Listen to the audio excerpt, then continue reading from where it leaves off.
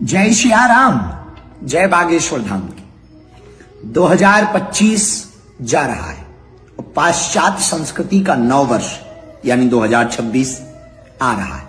हमने निर्णय लिया कि 2025 में हम अपने बागेश्वर परिवार ने क्या क्या उपलब्धियां पाई, क्या क्या कार्य किए, कौन कौन सी सेवा की, राष्ट्र के लिए, समाज के लिए, सनातन के लिए, वो बताई जाए और 2026 में क्या करने वाले हैं। बने रहिए इस वीडियो के साथ। 2025 का प्रारंभ होता था जनवरी और जनवरी के ठीक बाद आई फरवरी और फरवरी में जब 2025 आया तो भारत में एक नया इतिहास लिखा और बागेश्वर परिवार के लिए गौरव का दिन आया फरवरी। 23 फरवरी को देश के यशस्वी माननीय प्रधानमंत्री जी श्री नरेंद्र मोदी जी बागेश्वर बालाजी के दर्शन करने आए। जो संकल्प कई दिनों से हम लिए दोहरा रहे थे, हॉस्पिटल का नींव रखी गई, शिलान्यास किया गया और माननीय प्रधानमंत्री जी ने शिलान्यास करके बागेश्वर बालाजी के दर्शन करके मंच से कहा कि हम उद्घाटन में भी आएंगे।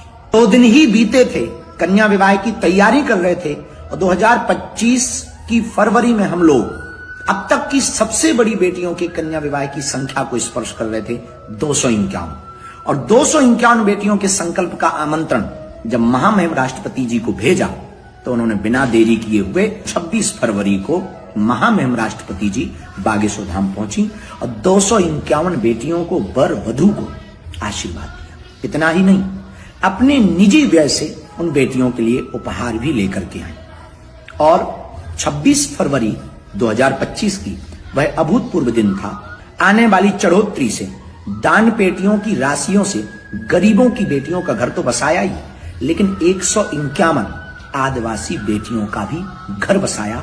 भारत में ऐसा पहली बार हुआ, किसी मंदिर ने इतना बड़ा संकल्प उठाया और वो था अपना बागेश्वर। बागेश्वर बालाजी की महिमा तो पूरे विश्व में व्याप्त ही है, सन्यासी बाबा की शक्तियां तो व्याप्त ही हैं, परंतु महाराष्ट्र के लोगों का अभूतपूर्व स्नेह बागेश्वर धाम के प्रति है। इसीलिए 2025 इसलिए हम सबके लिए गौरव की बात है कि एक और बालाजी का दिव्य स्थान दर्शन के लिए बहुत आवश्यकता थी। मुंबई से लगे हुए भिवंडी में श्री बागेश्वर बालाजी के मठ की स्थापना हुई। गणेश जी भगवान विराजमान हुए, जगतगुरु भगवान वहां पहुंचे, वहां दास ने कथा सुनाई और श्री रुद्र प्रताप त्रिपाठी जी ने अभूतपूर्व संकल्प लेकर के बागेश्वर बालाजी का प्राण प्रतिष्ठा उत्सव समारोह करवाया और महाराष्ट्र के पूरे भक्तों के लिए एक नई खुशी की लहर दौड़ी और हमको हर 2-3 महीने में मुंबई भिवंडी जाने का सौभाग्य मिल रहा और बालाजी के दर्शन करने का परम सौभाग्य मिल रहा। और वो लोग भिवंडी में, मुंबई में